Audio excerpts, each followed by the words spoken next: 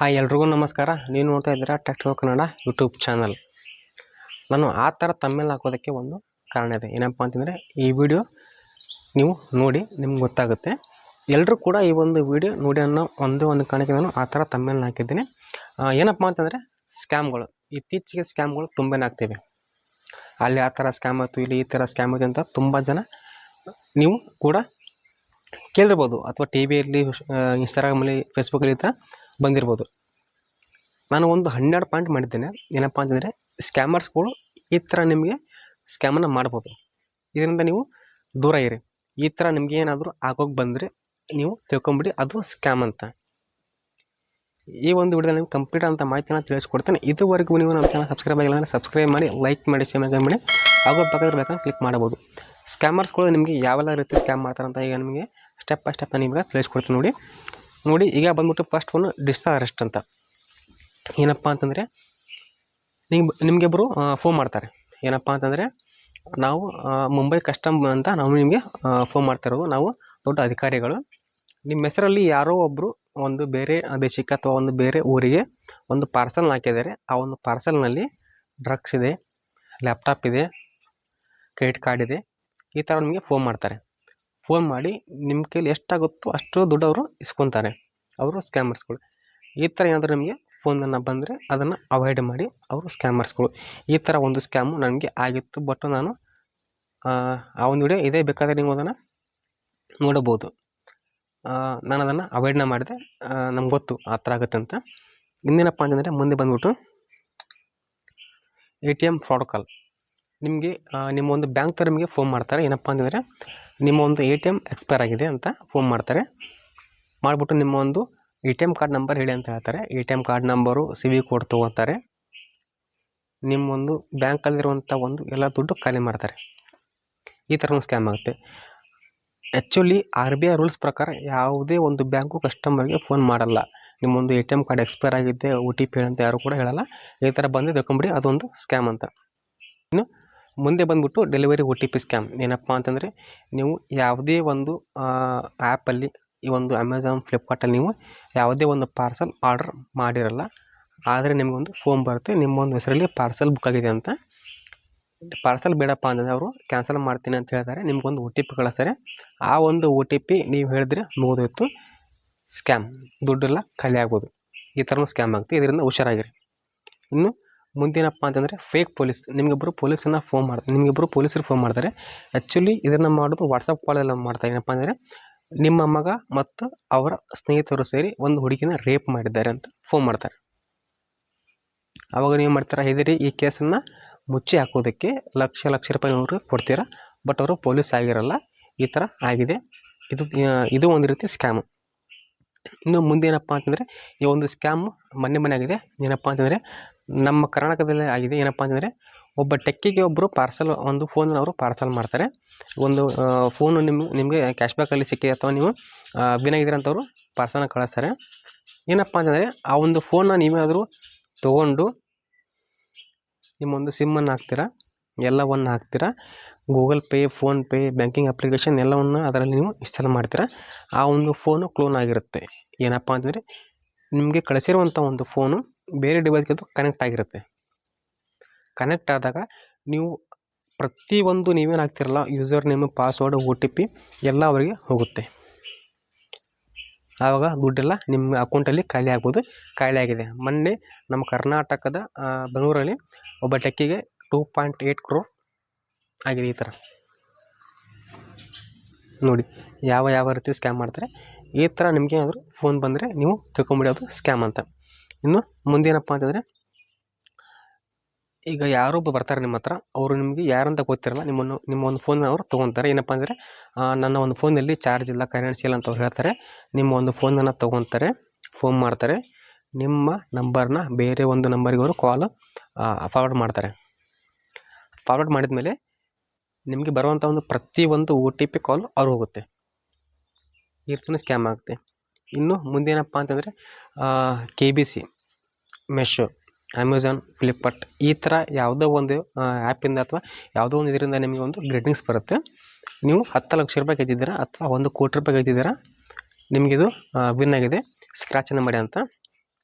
Scratch ಮಾಡ್ತಾರೆ, ಅದರಲ್ಲಿ 1 ಕೋಟಿ ರೂಪಾಯಿ ಇಷ್ಟು ಏನೋ ಒಂದು ಅಮೌಂಟು ನಿಮಗೆ ವಿನ್ ಆಗಿರೋದು ನಿಮಗೆ ಸಿಗುತ್ತೆ. ಬಟ್ಟು ಅದು ಯಾವುದೇ ರೀತಿ ಅಂತ ಅವರು ಕಳಿಸಿರಲ್ಲ, ಅವರು ಸ್ಕ್ಯಾಮರ್ ಕಳಿಸಿರ್ತಾರೆ. ಆಮೇಲೆ ಏನಂತ ಅಂತಂದರೆ ಫೋನ್ ಮಾಡಿದ ಕೂಡಲೇ ಇದನ್ನು ನೀವೇನಾದರೂ ನೀವು ಕ್ಲೇಮ್ ಮಾಡ್ಕೋಬೇಕಂದ್ರೆ ನಮಗೆ ಇಷ್ಟು TDS ಇಷ್ಟು ಟ್ಯಾಕ್ಸ್ ಕಟ್ಟಿ ಅಂತ ಹೇಳ್ತಾರೆ. ಕಟ್ಟಿದ್ರೆ ಮುಗಿದೋಯ್ತು, ದುಡ್ಡು ನಿಮಗೆ ಅವರು ಕೊಡಲ್ಲ. ನೀವು ಕಟ್ಟಿರೋಂಥ ಒಂದು ದುಡ್ಡು ಕೂಡ ಅವರು ನಿಮಗೆ ವಾಪಸ್ ಕೊಡಲ್ಲ. ಇದು ಸ್ಕ್ಯಾಮ್ ಆಗಿರುತ್ತೆ. ಇನ್ನು ಮುಂದೆ ಏನಪ್ಪ ಅಂತಂದರೆ ಕ್ರೆಡಿಟ್ ಕಾರ್ಡ್ ಲಿಮಿಟ್ ಇನ್ಕ್ರೀಸ್.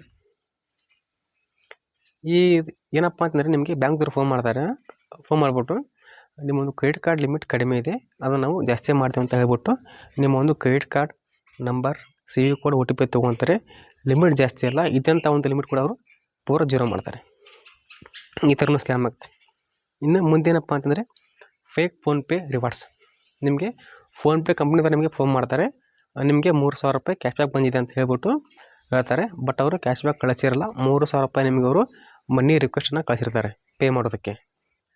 ತುಂಬ ಜನ ಏನು ಮಾಡ್ತಾರೆ ಅಂತಂದರೆ ಕ್ಯಾಶ್ಬ್ಯಾಕ್ ಅಂತ ಅಂದ್ಬಿಟ್ಟು ಅದನ್ನು ಆಕ್ಸೆಪ್ಟ್ ಮಾಡಿ ಪೇ ಮಾಡ್ತಾರೆ, ದುಡ್ಡು ಅವ್ರು ಹೋಗುತ್ತೆ. ನಿಮಗೆ ಕ್ಯಾಶ್ಬ್ಯಾಕ್ ಯಾವುದೇ ರೀತಿ ಒಂದು ಕ್ಯಾಶ್ಬ್ಯಾಕ್ ಬರಲ್ಲ.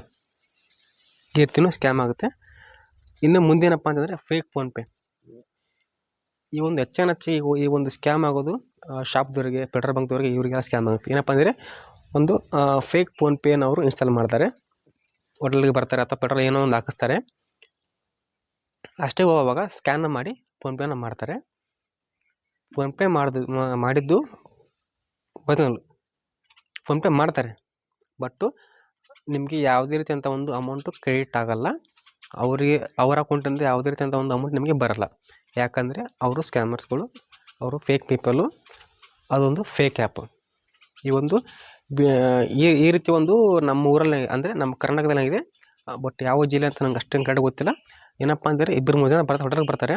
ಹೋಟೆಲ್ಗೆ ಬಂದುಬಿಟ್ಟು ಅವರು ಉಣ್ಬಿಟ್ಟು ಫೇಕ್ ಆ್ಯಪಿನವರು ಫೋನ್ಪೇನ ಮಾಡ್ತಾರೆ. ಬಟ್ಟು ಆ ಒಂದೇ ಗೊತ್ತಾಗುತ್ತೆ ಇದು ಫೇಕ್ ಆ್ಯಪ್ ಅಂತ ಅವ್ರು ಹಿಡಿತಾರೆ. ಆಮೇಲೆ ಮುಂದೆ ಏನಾಗುತ್ತೆ, ಬಟ್ಟು ಈ ಥರ ಬಂದರೆ ಈ ಥರನೂ ಆಗುತ್ತೆ. ಸ್ವಲ್ಪ ಹುಷಾರಾಗಿದೆ ಶಾಪ್ದವ್ರಿಗೆ. 500 ರೂಪಾಯಿ, 1,000 ರೂಪಾಯಿ ಈ ಥರ ಮಾಡಿ ಹೋಗ್ಬಿಡ್ತಾರೆ. ಬಟ್ ನೀವು ಅರ್ಜೆಂಟಲ್ಲಿ ಅದನ್ನು ನೀವು ಗಮನಿಸಲ್ಲ. ಇನ್ನು ಮುಂದೆ ಏನಪ್ಪ ಅಂತಂದರೆ ಫೋನ್ಪೇ ಟ್ರಾನ್ಸಾಕ್ಷನ್ ರಾಂಗ್ ಅಂತಂದರೆ ಏನಪ್ಪ ಅಂತಂದರೆ ಒಬ್ಬ ಯಾರೋ ನಿಮ್ಗೆ ಫೋನ್ ಮಾಡ್ತಾರೆ, ಬೇರೆ ಯಾರಿಗೂ ಹಾಕೋದನ್ನು ಒಂದು ದುಡ್ಡು ನಾನು ನಿಮಗೆ ಹಾಕಿದ್ದೇನೆ, ಅದು ನಮಗೆ ಹಾಕಿಬಿಡಿ ಅಂತ ಅವ್ರು ಅಂತಾರೆ. ಬಟ್ ನೀವೇನು ಮಾಡ್ತೀರಾ, ಅವ್ರು ನಿಮ್ಗೆ SMS ಕಳಿಸ್ತಾರೆ. ಆ ಒಂದು SMS ತುಂಬ ಆ್ಯಕ್ಯುರೇಟ್ ಆಗಿರುತ್ತೆ. ಏನೋ ಹೀಗೆ ಬ್ಯಾಂಕ್ದವ್ರು ಕಳಿಸಿದ್ದಾನಪ್ಪ ಅಂತ, ಬ್ಯಾಂಕ್ದವ್ರಿಂದಾನೇ ಬಂದಿದೆಯಪ್ಪ ಅಂತದ್ದು ಅನಿಸುತ್ತೆ. ಬಟ್ ಅದು ಬ್ಯಾಂಕ್ದವ್ರಲ್ಲ, ಆ ಒಬ್ಬ ಸ್ಕ್ಯಾಮರ್ಸ್ ನಿಮಗೆ ಕಳಿಸಿರ್ತಾನೆ. ಏನಪ್ಪ ಅಂದರೆ ಒಂದು 5,000 ರೂಪಾಯಿ ಹಾಕಿರೋದ್ರಿಂದ ಅಂದ್ಕೊಳ್ಳಿ, ಅದೇ ರೀತಿ ಒಂದು SMS ನಿಮಗೆ ಕಳಿಸ್ತಾನೆ. ಬಟ್ ನೀವು ಬ್ಯಾಲೆನ್ಸ್ ಚೆಕ್ ಮಾಡಲ್ಲ, ಪಟ ಅಂತ ನೀವು ಅವ್ರಿಗೆ ಹಾಕಿಬಿಡ್ತೀರ. ನಿಮ್ಮ ದುಡ್ಡು ಬಂದಿರಲ್ಲ, ನೀವು ಇದ್ದಿದ್ದು ದುಡ್ಡು 5,000 ರೂಪಾಯಿ ಅವನು ತೊಗೊಂಡ್ಬಿಡ್ತಾನೆ. ಈ ಥರ ಸ್ಕ್ಯಾಮ್ ಆಗುತ್ತೆ. ಇನ್ನೇನಪ್ಪ ಅಂತಂದರೆ ಈ ಒಂದು ಸ್ಕ್ಯಾಮು ಮನ್ಮಿನಾಗಿದೆ ಅಂತಂದರೆ ಈಗ ರೀಸೆಂಟಾಗಿ ಆಗ್ತಾಯಿದೆ. ಏನಪ್ಪ ಅಂತಂದರೆ ಬರ್ತಾರೆ, ಬಂದ್ಬಿಟ್ಟು ನಿಮ್ಮ ಹತ್ರ ಫೋನ್ ಇಸ್ಕೊತಾರೆ, ಕರೆನ್ಸಿ ಖಾಲಿಯಾಗಿದೆ, ಬ್ಯಾಟ್ರಿ ಇಲ್ಲ, ಈ ಥರ ಹೇಳ್ತಾರೆ. ಅವಾಗ ಏನು ಮಾಡ್ತಾರೆ, ನಿಮ್ಗೆ ಗೊತ್ತಿಲ್ಲದೆ ನಿಮ್ಮೊಂದು ಅಪ್ಲಿಕೇಶನಲ್ಲಿ, ನಿಮ್ಮೊಂದು ಫೋನಲ್ಲಿ ಅವರು ಒಂದು ಅಪ್ಲಿಕೇಶನ್ ಇನ್ಸ್ಟಾಲ್ ಮಾಡ್ತಾರೆ. ಇನ್ಸ್ಟಾಲ್ ಮಾಡಿದ್ರೆ ಮುಗಿದೋಯ್ತು. ನೀವು ಯೂಸ್ ಮಾಡೋ ಪ್ರತಿಯೊಂದು ಇನ್ಫಾರ್ಮೇಷನ್, ನಿಮ್ಮೊಂದು ಡಾಟಾ ಎಲ್ಲ ಕೂಡ ಅವ್ರಿಗೆ ಹೋಗುತ್ತೆ. ಈ ರೀತಿಯೂ ಸ್ಕ್ಯಾಮ್ ಆಗಿದೆ ನೋಡಿ. ಇಷ್ಟೆಲ್ಲ ಸ್ಕ್ಯಾಮ್ಗಳು ಆಗುತ್ತೆ. ಅಂದರೆ ಇವು ತುಂಬ ಪೀಕಲ್ಲಿರೋಂಥ ಒಂದು ಸ್ಕ್ಯಾಮ್ಗಳು. ಇನ್ನೂ ತುಂಬ ಸ್ಕ್ಯಾಮ್ ಇದೆ. ಮಾಡಿದರೆ 20-30 ಆಗುತ್ತೆ ಸ್ಕ್ಯಾಮ್ಗಳು. ಅಂದರೆ ಎಷ್ಟು ರೀತಿಯವರು ಸ್ಕ್ಯಾಮ್ ಮಾಡ್ತಾರೆ. ಇದರಿಂದ ಸ್ವಲ್ಪ ದೂರ ಇರಿ. ನಾನು ಹೇಳೋ ಇಷ್ಟರಲ್ಲಿ ಯಾವುದಾದ್ರೂ ನಿಮಗೆ ಏನಾದರೂ ಒಂದು ಫೋನ್ ಕಾಲ್ ಬಂದರೆ, ಈ ಥರ ಏನಾದರೂ ಹೇಳಿದರೆ, ನಾವು ಪೊಲೀಸು, ನಾವು ಬ್ಯಾಂಕ್ದವರು, ನಾವು ಕಸ್ಟಮ್ ಅಧಿಕಾರಿಗಳು, ಒಂದು OTP ಹೇಳಿ ನಿಮ್ಮೊಂದು ಕ್ರೆಡಿಟ್ ಕಾರ್ಡ್ ನಾವು ಲಿಮಿಟ್ ಇನ್ಕ್ರೀಸ್ ಮಾಡ್ತೇವೆ, ಡೆಬಿಟ್ ಕಾರ್ಡ್ ನಿಮ್ಮೊಂದು ರಿನ್ಯೂ ಮಾಡಬೇಕು, ಆಮೇಲೆ ಒಂದು ಫೋನ್ಪೇ ಕ್ಯಾಶ್ಬ್ಯಾಕು, ಈ ಥರ ಏನೇ ಬರಲಿ ಸ್ವಲ್ಪ ಅದನ್ನು ವಿಚಾರಿಸಿ. ನೀವು ಅದನ್ನು ಬ್ಲೈಂಡ್ಲಿ ಅದನ್ನು ಅಕ್ಸೆಪ್ಟ್ ಮಾಡೋಕ್ಕೆ ಹೋಗಬೇಡಿ. ನಿಮ್ಗೆ ಗೊತ್ತಿರ್ಬೋದು, DHL ನನಗೆ ಕೂಡ ಈ ಒಂದು ಪಾರ್ಸಲ್ ನನಗೆ ಆಗಿತ್ತು. ನಿಮ್ಗೆ ಗೊತ್ತಿರ್ಬೋದು. ಆ ಒಂದು ವಿಡಿಯೋ ಈಗ ಇದೆ, ಬೇಕಾದ್ರೆ ನೀವು ಅದನ್ನು ನೋಡಬೋದು. ನಾನು ಯೂಟ್ಯೂಬ್ ಚಾನಲಿದೆ, ಅದನ್ನು ನೀವು ನೋಡಬೋದು. ಈ ಥರ ಮಾಡ್ತಾರೆ. ಇದರಿಂದ ದೂರ ಇರಿ. ಯಾಕಪ್ಪ ಅಂತ ನೀವು ಜೀವನ ಪೂರ್ತಿ ಸೇವಿಂಗ್ಸ್ ಮಾಡಿರೋ ದುಡ್ಡು ಇದಕ್ಕೆ ಹೋಗ್ಬಿಡುತ್ತೆ. ತುಂಬ ಅಂದರೆ ತುಂಬ ಆಗಿವೆ. ಎಷ್ಟೋ ಸಾವಿರ ನನಗೆ ಆಗಿದೆ, ನಾನೇ ಕಣ್ಣಾರೆ ಕಂಡಿದ್ದೇನೆ. ಬೆಂಗಳೂರಲ್ಲಿ ಆಗಿರ್ಬೋದು, ಬೇರೆ ಬೇರೆ ಊರಲ್ಲಿ ಆಗಿರ್ಬೋದು, ಈ ಥರ ಮಾಡ್ತಾರೆ. ಪೊಲೀಸ್ ಬಂದ್ಬಿಟ್ಟು ನಿಮ್ಮ ಮಗ ರೇಪ್ ಮಾಡಿದ್ದಾನೆ, ಇಷ್ಟು ದುಡ್ಡು ಕೊಡಿ, ನಿಮ್ಮ ಹೆಸರಲ್ಲಿ ಡ್ರಗ್ಸ್ ಪಾರ್ಸಲ್ ಆಗಿದೆ, ಹೆವಿ ಇವರು ಹೆವಿ ಅಂದರೆ ಹೆವಿ ಸ್ಕ್ಯಾಮ್ ಆಗುತ್ತೆ. ನಾನು ಹೇಳೋ ಇಷ್ಟು ಪಾಯಿಂಟಲ್ಲಿ ಯಾವುದಾದ್ರೂ ನಿಮಗೆ ಆಗಿದ್ದೀರ ಅಥವಾ ನಿಮ್ಗೆ ಏನಾದರೂ ಈ ಥರ ಮುಂದೆ ಆದರೆ ಈ ಥರ ಫೋನ್ ಬಂದರೆ ಅದನ್ನು ಅವಾಯ್ಡ್ ಮಾಡಿ. ಸ್ವಲ್ಪ ಅದನ್ನು ನೀವು ಯೋಚನೆ ಮಾಡಿ ಅದು ರಿಯಲ್ಲ ಫೇಕ್ ಅಂತ. ನೋಡಿ ಇಷ್ಟೇ, ನಾನು ತಮ್ಮೇಲೆ ಹಾಕೋತಿದ್ದ ಕಾರಣನೇ ಇದೆ. ಈ ವಿಡಿಯೋ ಪೂರ್ತಿ ಎಲ್ಲರೂ ಕೂಡ ನೋಡಲಿ ಅಂತ ನಾನು ಆ ಥರ ತಮ್ಮೇಲೆ ಹಾಕಿದ್ದೇನೆ. ಎಲ್ಲರೂ ಕೂಡ ಈ ಒಂದು ವಿಡಿಯೋ ನೋಡಲಿ ಅಂತ ನಾನು ಆ ಥರ ಹಾಕಿದ್ದೇನೆ. ನೋಡಿ ಇದು ನಿಮಗೋಸ್ಕರನೇ ಮಾಡಿದ್ದು ನಾನು, ಎಲ್ಲರೂ ಕೂಡ ಸೇಫ್ ಇರಲಿ ಅಂತ. ನೋಡಿ ಇಷ್ಟೇ ಒಂದು ವಿಡಿಯೋದಲ್ಲಿ ನಿಮಗೆ ಅಂದರೆ ಈ ಒಂದು ವಿಡಿಯೋ ಇಷ್ಟ ಇದ್ದರೆ ಲೈಕ್ ಮಾಡಿ, ಶೇರ್ ಮಾಡಿ, ಸಬ್ಸ್ಕ್ರೈಬ್ ಮಾಡಿ, ಕಮೆಂಟ್ ಮಾಡಿ. Have A nice day.